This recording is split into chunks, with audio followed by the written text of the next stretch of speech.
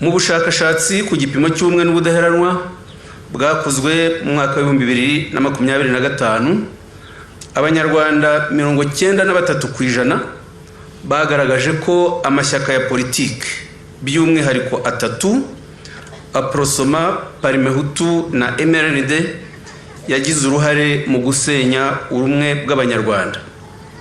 Byatumye muri iki kiganiro ngiye kwibanda ku butegetsi bwa Habyarimana na MRND bategetse u Rwanda kuva muri 1973 kugeza 1994, ariko tukanareba mu nshamake n'ubwayibanjirije bwa Parimehutu kuko bwa ubutegetsi buteye kimwe burangwa na politike y'ikinyoma, iterabwoba no gutegura jenoside ku Batutsi. Habyarimana yakoreye kudeta Kayibanda amuhirika ku butegetsi tariki ya 1 Nyakanga 1973, atangaza ko abikoreye impamvu ebyiri. Iya mbere ngo nuko yari yamenye ko Perezida Kayibanda yari yateguye umugambi wo kumwica, abimenye aramutanga kugira ngo aburizemo iryo yicwa. Yabitangaje mu ijambo rirerire yagejeje ku banyarwanda rya porogaramu politike ye ku itariki ya 1 Kanama 1973. Yongera kubishimangira mu kiganiro kirekire yahaye umunyamakuru mu Bubiligi Etienne Ige, gitangazwa mu kinyamakuru cy'Iburayi cyitwaga Remarques Africaines nimero 457 cyo ku itariki 15 z'ukwa 2 1975 mu nyito ivuga ngo Le Renouveau du Rwanda, nko kuvuga ngo ukwiyuburura ku Rwanda. Ingingo ya kabiri Habyarimana yatangaje avuga ko yatumye akora kudeta niyo yerekana ibinyoma byamurangaga. Yatangaje ko afashe ubutegetsi kubera ko u Rwanda rwari rugeze aharindimuka, harimo itotezwa n'iyirukanwa ry'abatutsi mu mashuri no mu mirimo, mu cyo bise imvururu zo muri Gashyantare 1973. Nyamara ibyo bikorwa byo kwirukana abatutsi mu mashuri no mu mirimo byari biyobowe n'itsinda ryo ku rwego rw'igihugu na za perefegitura, byari bikuriwe n'umukuru w'ingabo na polisi ariwe Habyarimana. Icyo gihe yari minisitiri w'ingabo na polisi niko yitwaga. Muri buri perefegitura wari ukuri ibyo bikorwa byo kwirukana abatutsi mu mashuri no mu kazi yari umukuru w'ingabo muri polisi na polisi muri buri perefegitura wakurikizaga amabwiriza ya minisitiri we, ni ukuvuga minisitiri w'ingabo na polisi Juvenal Habyarimana. Ibi bikorwa by'urugomo n'ubwicanyi byibasiye abatutsi mu mwaka wa 1973 Habyarimana na Kayibanda bari babifatanyije. Kuba yarabyitwaje agahirika Kayibanda ntibimuvanaho icyo cyaha. Habyarimana amaze gufata ubutegetsi yamenyesheje ko azarangwa n'intego eshatu: ubumwe, amahoro n'amajyambere, ndetse ashinze MRND tariki 5 Nyakanga 1975. Iyo ntego aba ariyo ayiha. Nyamara nubwo yabivuze atyo siko yabishyize mu bikorwa, ahubwo yimitse ivangura n'ikandamiza ryibasira abatutsi n'itonesha rishingiye ku karere yavukagamo, nk'uko byakorwaga ku butegetsi bwa Kayibanda na Parimehutu. Ndafata ingero eshatu zijyanye n'uburenganzira bungana abaturage bose bagombye kugira ku gihugu basangiye: politike y'uburezi n'ikibazo cy'impunzi z'abanyarwanda b'abatutsi zamaze imyaka irenga 30 mu buhungiro. Kubirebana n'uburenganzira ku gihugu, Kayibanda na Habyarimana bagendeye kuri politike yavugaga ko igihugu ari icy'abahutu, abatutsi bakitwa abanyamahanga, bakitwa abanzi, bakitwa bagashakabuhake, bakitwa abanyamuke n'ibindi. Abo baperezida bombi bashyize imbere ideoloji bise iya rubanda nyamwinshi ishyirwa mu buzima bwose bw'igihugu, bagera naho bimika politike ya jenoside bitaga gutsemba. Tariki 2 Ukwakira 1961 Kayibanda yagejeje ijambo ku badepite ababwira ko leta igiyeho ari y'abahutu, yiyama abatutsi abaha gasopo mu magambo akurikira ati: nsabye nkomeje abatutsi batari bumva demokarasi n'ingufu zayo kwizera ko leta y'agahutu izagira impuhwe, ariko impuhwe zihabwa uzishaka. Tariki 7 Kamena 1969 Perezida Kayibanda na Parmehutu batangaje manifeste nimero ya 4 ivuga ko Parmehutu igamije ishema rikwiriye igihugu, rirebera igihugu cya Gahutu aho aturuka hose, wibohoye ku ngoyi y'ubuja. Murabyumva neza ko aba perezida bombi batigeraga na kwirishyaka na perezida waryo batigeraga bumva ko igihugu ari cy'abanyarwanda bose. Ba prefe n'abayobozi b'ibigo bahawe amabwiriza yo gukurikiza iyi politiki y'igihugu cy'abahutu.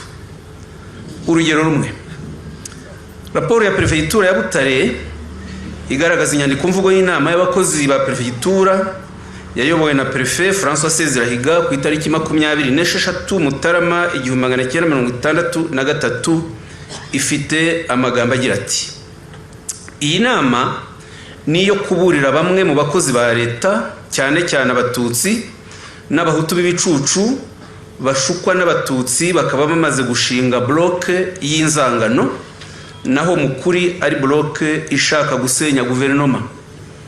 Igitangaza nuko abo ari abatutsi bari mu myanya ikomeye batagombaga kubamo, bagombaga kuba barakurikiye bene wabo ntibabe bakiri mu Rwanda iyo guverinoma ibishaka. Rero bamaze kwirara kuko batagifungwa nkuko byari bisanzwe. Jean Baptiste Habyarimana akiri prefe: yewe sinkunda gufunga, ariko ni mu bishaka nzabibaha rwose. Hariho abatutsi bari mu Rwanda batagombaga kurubamo kuko ari abagome. Hari abari mu myanya batagombaga kuyibamo kuko itabakwiye.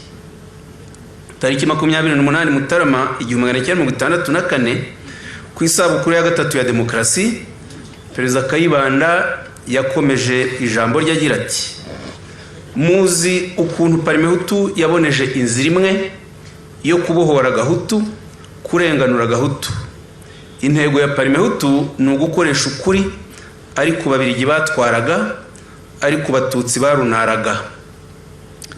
Gucyurira Abatutsi avuga ko barunara kwari ukubasesereza, abatoteza, ashingiye ko benshi muri bo bahoze ari abayoboke b'ishyaka rya UNAR ryasabaga ubwigenge, bikarakaza abakoloni b'Ababirigi bakarikuraho bagashyira Parmehutu ku butegetsi ishingiye ku irondabwoko. Muri jenoside, izi mvugo z'igihugu cy'abahutu bagomba kunga ubumwe bagafatanya kurwana ku gihugu cyabo zarakoreshejwe cyane mu bukangurambaga bwa jenoside yo kwica Abatutsi. Nge kuri politiki yaranze uburezi, hateguwe inyigisho zigishwa abana bakigishwa iyo ideoloji y'igihugu cy'abahutu.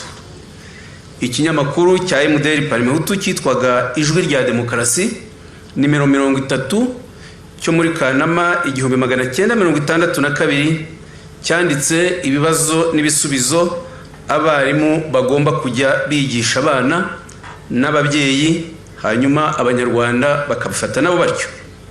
Ndafata muri bimwe muri byo. Ikibazo cya mbere ngo Parmehutu ni iki? Igisubizo: Parmehutu ni umutwe warenganuye Gahutu.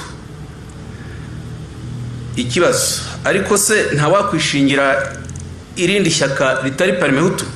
Igisubizo: agira ngo yerekeze he Gahutu? Parmehutu irabibajije. Ikibazo: ese nk'ubwo umuparmehutu cyangwa umuparmehutukazi yakurikira agapariti gashya, ni ukuvuga agashyaka gashya? Igisubizo: nta muparmehutu ugaragurika. Parmehutu ni umutwe wakuye Gahutu ku ngoyi. Parmehutu ntirambirwa, Parmehutu ntigaragurika.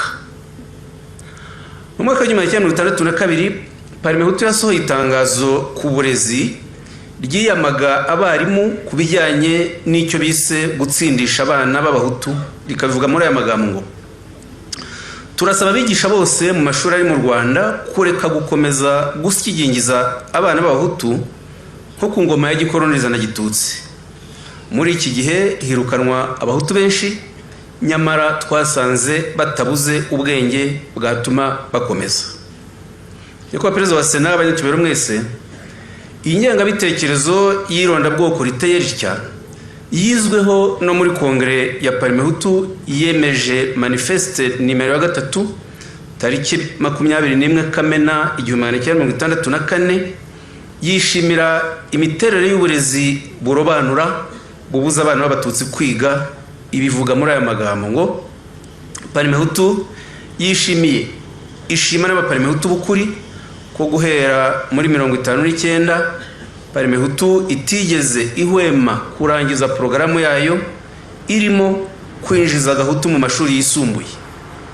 Parmehutu igomba kwirinda ibyayisopanyiriza, izihatira kujijura abaparmehutu cyane cyane abanyarwanda ba pariti. Ku munsi w'abakozi ku itariki ya mbere Gicurasi 1967, Perezida Kayibanda yashimangiye iyi politike y'irondabwoko muri aya magambo kubirebana n'uburezi, aho yavuze ngo aho Gahutu ari hose akaba atarajijuka birambabaza nkamufasha uko nshoboye kose. Irumvikana ko uyu muntu atari perezida w'igihugu, imyumvire ye ntabwo ari imyumvire y'ubunyarwanda. Iyi gahunda yanashyizwe mu igenzura ryakozwe n'inteko ishinga amategeko, bibere kuko nta rwego na rumwe rwasigaye rutayishyize mu bikorwa. Inteko ishinga amategeko y'u Rwanda yakoze ingendo mu mwaka wa 1968, abadepite bajya mu gihugu hose kugenzura uko uburezi bwifashe n'iyi politike y'irondabwoko, babikorera raporo. Kubirebana n'uburezi, ndafata urugero rw'uko babivuze muri Perefegitura ya Kibuye. Baranditse ngo abategetsi ba Perefegitura ya Kibuye twasanze bababajwe n'uko abana b'abahutu batarumva akamaro k'amashuri, batanayitaho, akaba yaregukiye abatutsi. Ibyo birakomeye, ubutegetsi bwose bukwiye kubikurikirana ndetse bugaha facilite, mvuga korohera, bugaha facilite abahutu kugira ngo binjire ari benshi mu mashuri yisumbuye. Perezida Habyarimana yakomereje kuri iyi politike y'irondabwoko mu mashuri. Mu ijambo yavuze ku itariki ya mbere Kanama 1973, amaze ukwezi kumwe afashe ubutegetsi, ari nabwo yatangaje porogaramu politike ye kubireba uburezi. Yabivuze muri aya magambo ngo kwemererwa kwinjira mu mashuri yisumbuye bizajya bishingira ku bwoko n'uturere.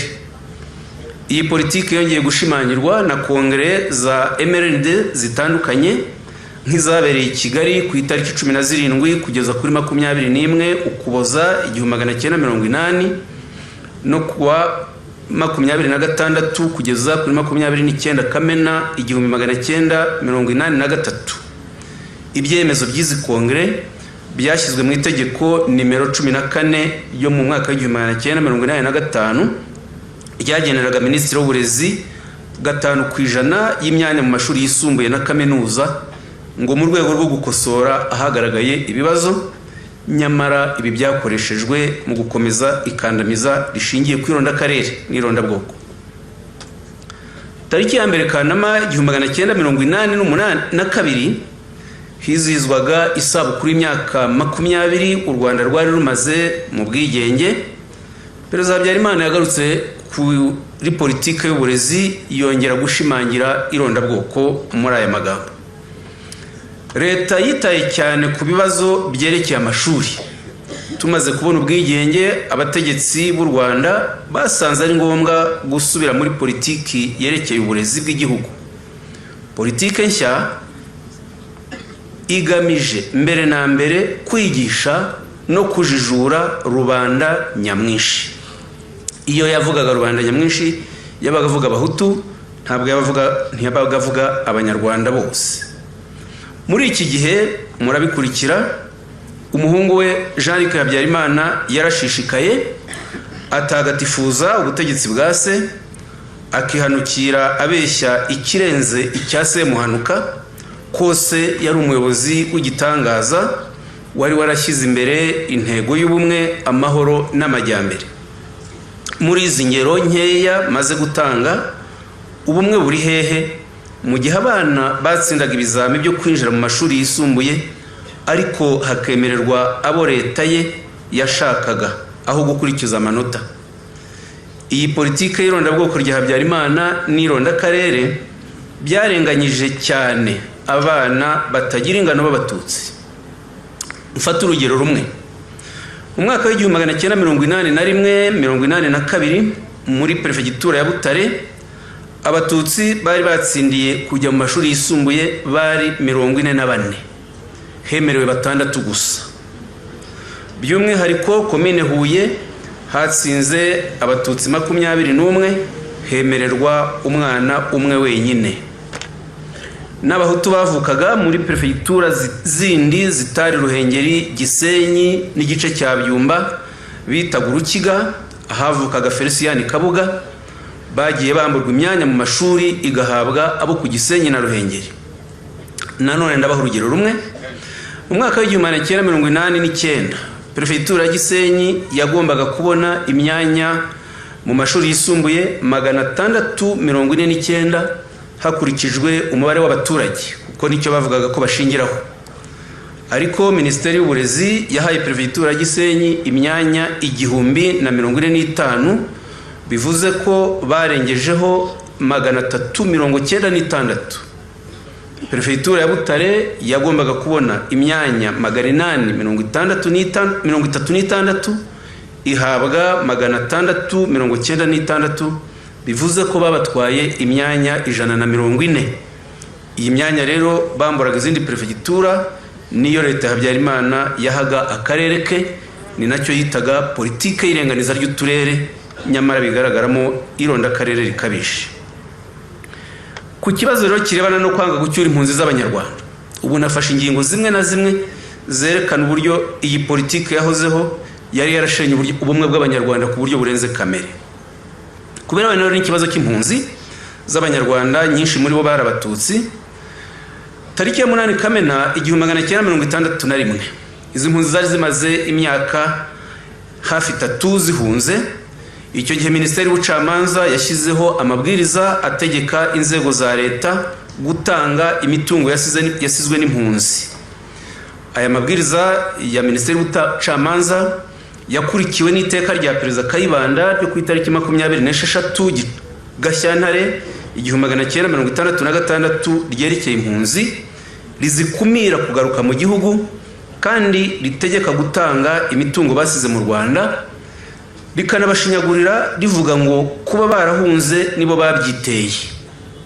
Reka mbasomera agace k'ingingo byanditsemo ngo umuntu wese wari warahunze iyo agarutse ntashobora na gusa kuregera amasambu yaratuyemo cyangwa ayo yahingaga mbere, niba ayo masambu yarahawe abandi baturage cyangwa se hari ikindi leta n'ubutegetsi bwa komine byayageneye. Mu gihe basigaga ibintu byabo byaba byimurwa n'ibitimurwa, bene byo nibo batumye byandagara. Nta wishingiye uguhunga kwabo kwatewe n'ubwoba cyangwa ibikangisho. Abategetsi bariho ubu ntibashobora na rimwe kwishingira ingaruka z'uko guhunga. Abategetsi bose basabwe gukurikiza ibikubiye muri iri teka.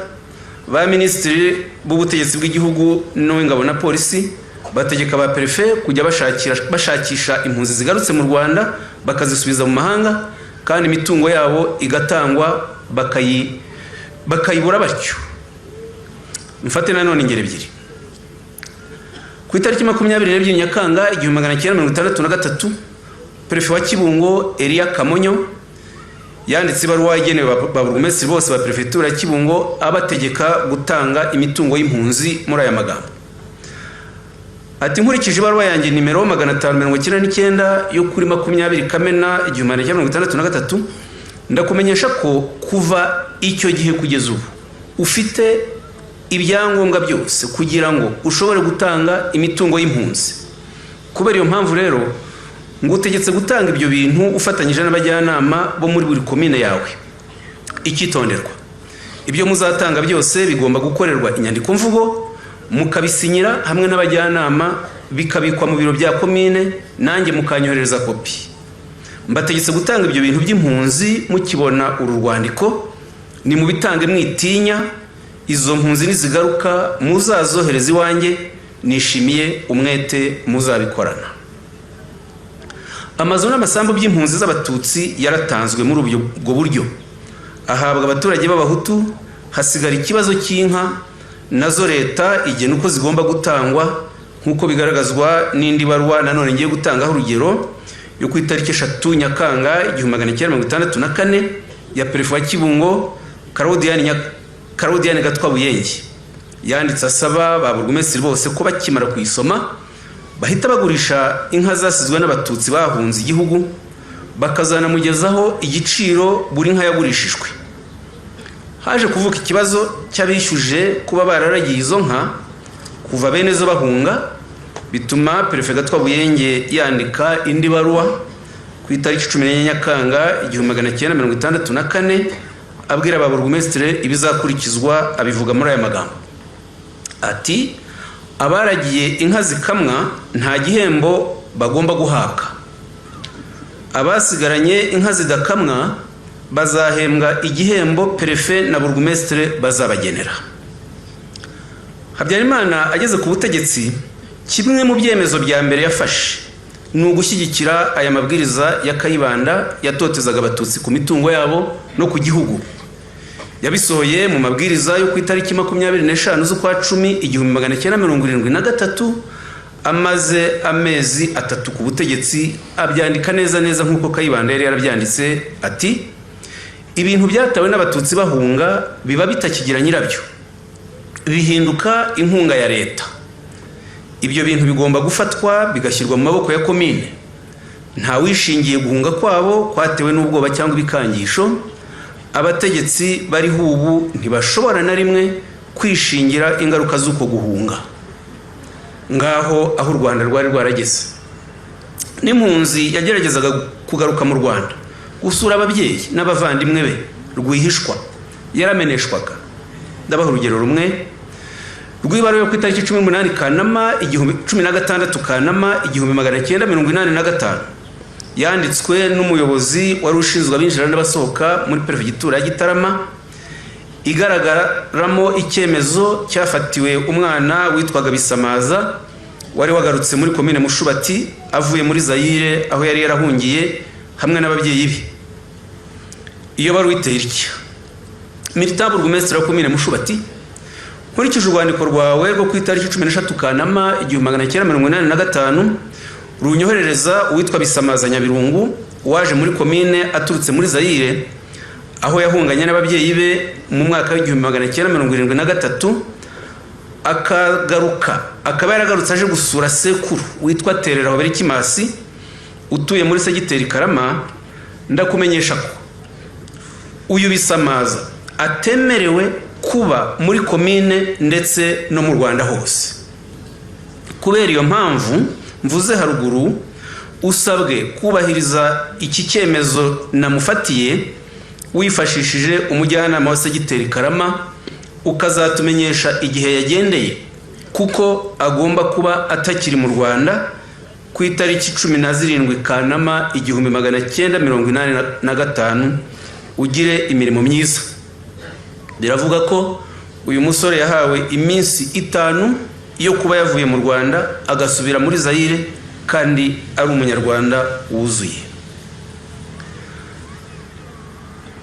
Mu mwaka wa 1968 Musenyeri Bigirumwami wayoboraga Diyosezi ya Nyundo yasabiye pasiporo umupadiri w'umututsi witwaga Padiri Kayiranga Prudence. Leta irayimwima, ndetse Minisitiri w'Ingabo na Polisi ari nawe warushinzwe ibijyanye na immigration Juvenal Habyarimana, icyo gihe yarafite ipeti rya Lieutenant Colonel, yanditse ibaruwa ibihakana muri aya magambo yimana pasiporo ati: uwo mupadiri ntakwiye pasiporo kuko ababyeyi be ari impunzi mu mahanga, kuko kandi uwo mupadiri aramutse agiye i Bukavu yatera inkunga abarwanya leta y'u Rwanda. Aramutse asohotse mu gihugu, abatutsi bize barushaho kugira ingufu zo kurwanya u Rwanda.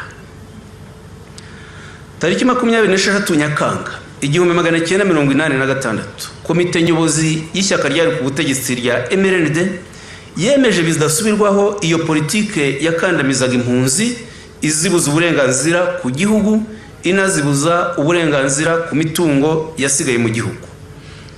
Komite nyobozi ya MND yafashe icyemezo kivuga ngo u Rwanda rufite umutwaro uremereye wo kugira abaturage biyongera ubutitsa. Nta wakwirengagiza ko ubwiyongere butubya umurima, ko u Rwanda rudafite umutungo kamere wakomokaho akazi. Nta wakwirengagiza imbaraga nke rwifitiye zo kubonera abana barwo amashuri. Kubera izo mpamvu u Rwanda ntirwakwirarira ngo rwiyemeze kubona abandi bakwiyongeraho bitewe n'itahuka ry'impunzi za kivunge, kubera ibibatunga byaba intandaro y'izindi nkeke. Njya mbona bihandagaza bakavuga yuko Habyarimana atigeze abuza impunzi z'abatutsi gutaha. Ngira ngo iki cyemezo cyonyine muri byinshi bihari kirabumvisha politike uyu muntu na leta ye bagenderagaho. Kubera ibi rero ntibyahagarariye ahangaha, hanashyizweho politike yiswe politike yo gutsemba abatutsi, itangira mu mwaka w'1959 kandi yitwa gutyo. Tariki ya mbere Ukwakira 1959 Parmehutu yashinze ikinyamakuru cyayo cyitwaga Jya Mbere, cyanditse inyandiko nyinshi z'ubukangurambaga bw'iyo politike yo gutsemba. Ndabaha urugero rumwe. Jya Mbere nimero ya 3 yanditswe ku itariki 27 Ugushyingo 1959 yaranditse ngo niba abatutsi bakomeje guturana n'abahutu bazatsembwa. Jya Mbere nimero ya 7 yasohotse ku itariki 17 Mata 1960 irandika ngo Parmehutu ni umutwe wavutse wo kurenganura gahutu. Tariki 28 Mutarama 1964 Perezida Kayibanda yavugiye kuri Radio Rwanda ko abatutsi bazakorerwa imperuka yise ko yihuse cyangwa y'uruyengeyenge.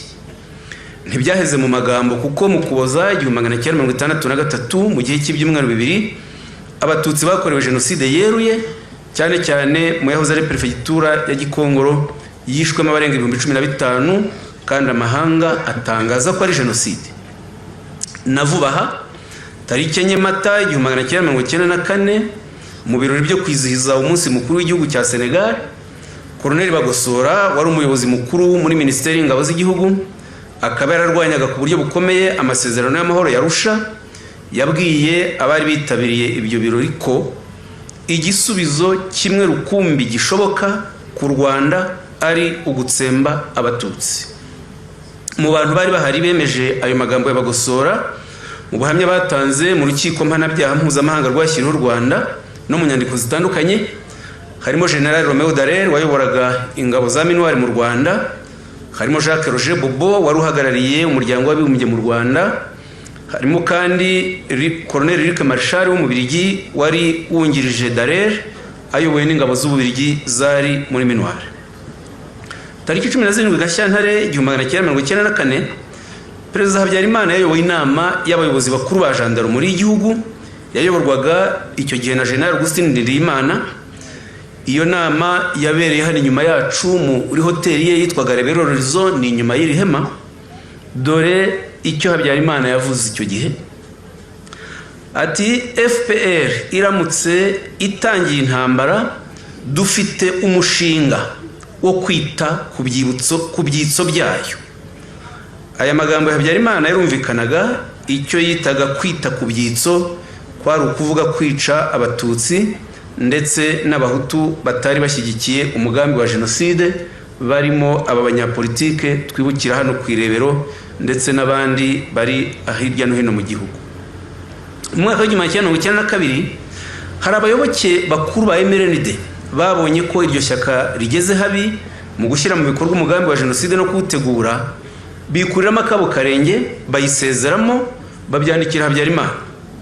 Habanje Depite Venantia Kabageni wandikiye Habyarimana tariki 14 Mata 1992 asezera mu ishyaka, akurikirwa na Christophe Mfizi tariki 15 Kanama 1992 ndetse na Professeur Jean Gualbert Rumia wari muri komite nyobozi y'igihugu yasezeye tariki 14 Ugushyingo 1992.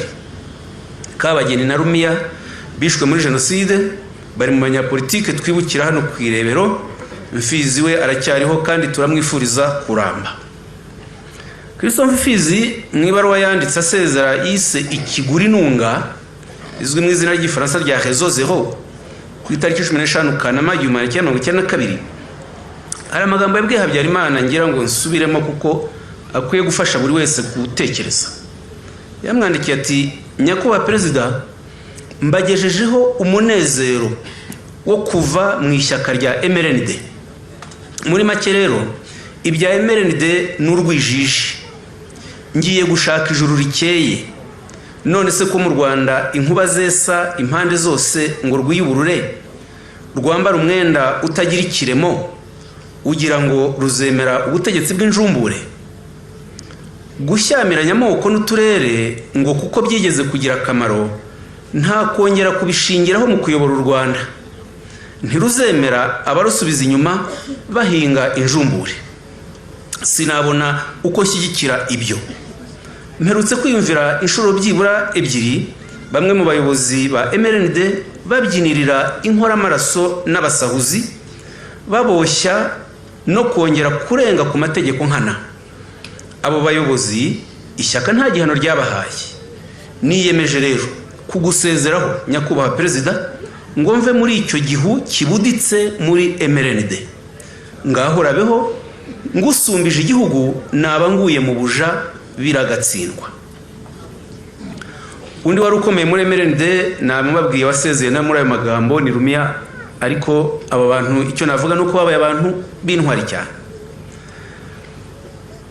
Muri icyo gihe hari ibikomerezwa byinshi bya MRND byoherezwaga muri prefegitura bavukagamo gukora ubukangurambaga bwa jenoside. Yego wamenyekanye ni Leo Mugesera muri disikuru Rutwitsi muzi yavugiye ku Kabaya muri Ngororero tariki 22 Ugushyingo 1992. Ariko hari n'abandi nk'Ibutare hari abadepite babiri bahavuka. Bernadette Mukarurangwa wavukaga mu yahoze ari komine Ndora aho Perezida Sindikubwabo Theodore nawe yavukaga. Hari depite Laurent Baravuga wavukaga muri komine yitwa Kigembe mu karere ka Huye. Aba bombi boherejwe i Butare guhera mu mwaka wa 1992 mu bukangurambaga bw'urwango. Hari inama aba badepite bombi bakoresheje tariki 8 Werurwe 1992.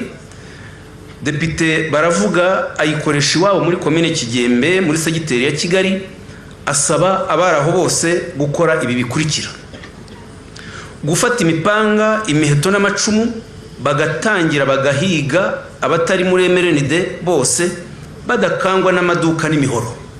Gufata amacumu murabyumva.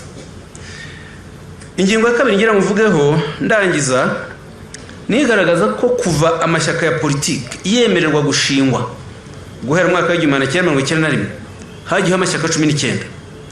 Iyo urebye intego z'ayo mashyaka yose nta nimwe mbi uko yanditse, ndetse nyinshi zahurizaga ku bumwe bw'abanyarwanda, ariko ni make yashyize mu bikorwa politiki y'ubumwe bw'abanyarwanda nyakuri. Mpereye kuri MRND nabivuzeho, intego yaryo yari ubumwe, amahoro n'amajyambere, ariko nta bumwe n'amahoro MRND yubahirije. Abari abakuru bayo Mateo Ngirumpatse na Edouard Karemera murabizi ko bakatiwe burundu igihano cya burundu n'urukiko mpanabyaha rwashyiriweho u Rwanda. MRND yakanguriye ikorwa rya jenoside, yarwanyije amasezerano y'amahoro yarusha, yarwanyije FPR n'abatutsi bitwa ibyitso, bitwa abanzi b'u Rwanda, bitwa inyangarwanda, ikangurira abahutu kwishyira hamwe bakayirwanya. Duhereye ku bukangurambaga bw'ikinyamakuru Kangura cyari cyarashinzwe n'ubuyobozi bwa MRND, guhera kuri nimero ya 10 yo mu Kuboza 1990 yatangajwe amategeko 10 y'abahutu. Buri nimero yacyo yabaga kuri page ya mbere ifite inyandiko nini ivuga ku ntego ya Kangura muri aya magambo ngo ni ijwi rigamije gukangura no kurengera rubanda nyamwinshi. Tariki 12 Mata 1994 muri jenoside hagati, Karamira Frodouard mumbabarire wari muri MDR Power yavugiye kuri Radio Rwanda ko intambara ireba buri wese, ubwo ni jenoside yavugaga, akaba yarabisubiyemo inshuro nyinshi mu byumweru byakurikiyeho. Yasabye abahutu kudasubiranamo ubwabo, ahubwo ko bagomba gufatanya n'ingabo n'interahamwe n'impuzamugambi mu kurangiza akazi. Ayo yari amabwiriza yarebaga cyane cyane abayoboke ba MDR Power, abasaba kwibagirwa amacakubiri ari hagati ya MRND na CDR, amacakubiri hagati ya MRND na CDR, abasaba kwifatanya bakishyira hamwe muri Hutu Power nk'uko yari bivuze muri 1993 bagahiga abatutsi. Uwo munsi Radio Rwanda yanasohoye itangazo riturutse muri Minisiteri y'Ingabo ryavugaga ngo nta macakubiri agomba kuba mu ngabo no mu bahutu muri rusange. Abasirikare, abajandarume n'abanyarwanda bose bafashe icyemezo cyo kurwanya umwanzi wabo. Bose baramuzi, umwanzi aracyari wa wundi, umwe washatse kugarura ingoma ya cyami yatsinzwe, uwo bavugaga n'umututsi. MRND yashishikarije interahamwe gukora jenoside bitari mu kwiha intwaro gusa, ahubwo no kwishyigikira ibinyujije mu matangazo yasohoraga kuri Radio Rwanda no kuri RTRM.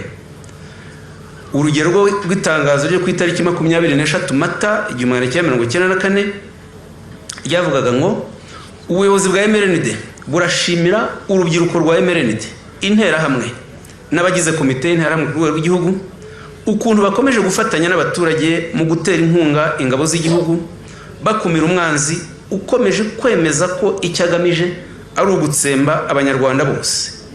Imigambi mibisha ya FPR n'iterabwoba ryayo ntibigomba guca urubyiruko rwacu intege ku mugambi mwiza biyemeje wo kubumbatira umutekano, baharanira amahoro n'ituze mu baturarwanda bose. Gutahura no kwamagana umwanzi aho ari hose ni ngombwa. Aya magambo ntagira watera urujijo, arumvikana cyane.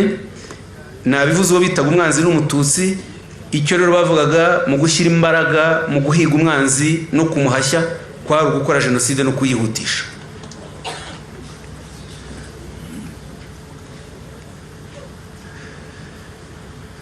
Nyakubahwa Perezida wa Sena, ibi bya MDR byo gushinga politike, kugarura politike ishingiye ku irondabwoko bya ishyaka ryayo igihe itegeko nshinga ryo muri Kamena 1991 ryabyemeraga. MDR yatangiye kugira ngo ishobore kwivugurura no kubyuka, yashyizeho komisiyo 6 zo kwiga uko igomba gukora. Komisiyo ya mbere yari komisiyo y'ubushakashatsi na gahunda yayoborwaga na Dr. Dismas Nsengiyaremye. Komisiyo ya kabiri yari komisiyo y'imibereho myiza n'amategeko yayoborwaga na Maître Matunguru Sylvestre. Komisiyo ya gatatu yari itangazamakuru n'ubukangurambaga yayoborwaga na Eliezer Niyitegeka. Komisiyo ya kane yari komisiyo y'imari yayoborwaga na Yohani Kambanda. Komisiyo ya gatanu yari y'ububanyi n'amahanga yayoborwaga na Faustin Twagiramungu. Komisiyo ya gatandatu yari ishinzwe politike yayoborwaga na Tadeyo Bagaragaza. Buri komisiyo yari igizwe n'abantu 10, ni ukuvuga ko zose zari igizwe n'abantu 60. Tadeyo Bagaragaza ni nawe wari perezida w'iyi komite yo gushinga MDR bitaga Comité National pour la Relance et la Rénovation du MDR.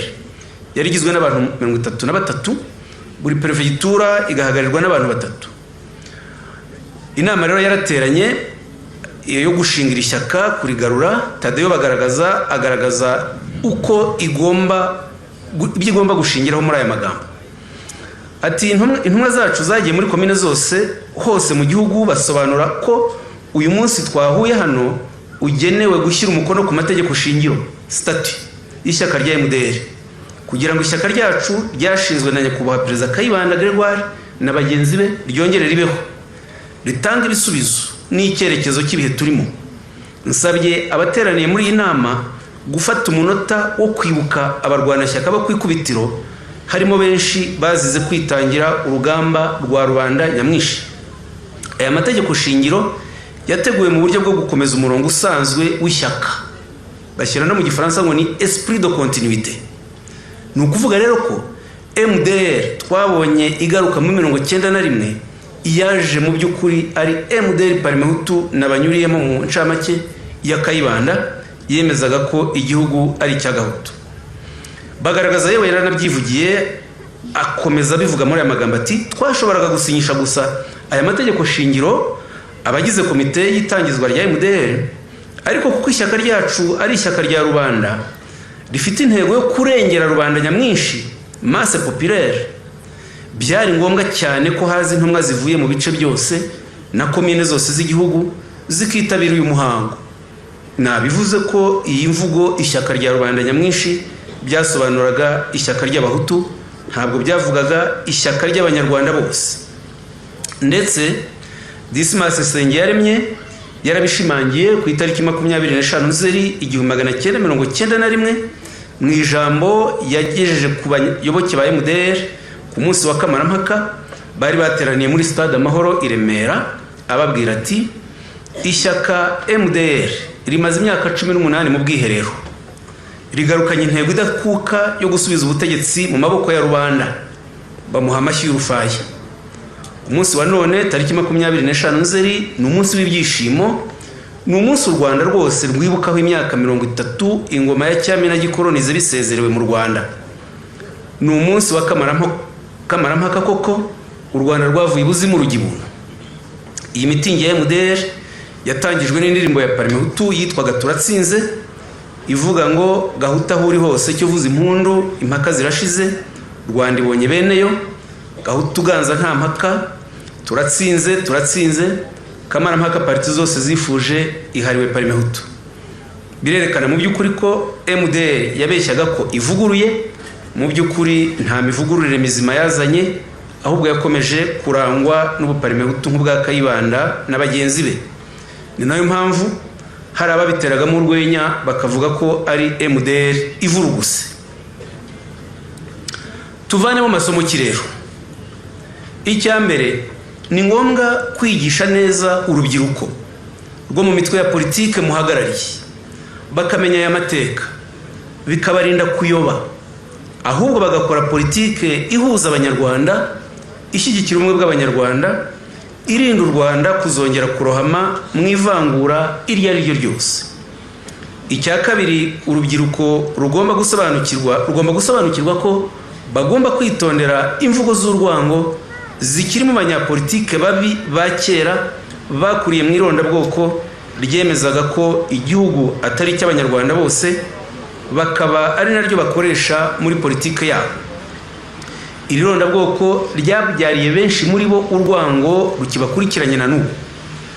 Urugero ni Anastase Gasana wabaye ministre, akaba no mu mashyaka yombi MRND na MDR, ari mu nzego z'ubuyobozi bwayo.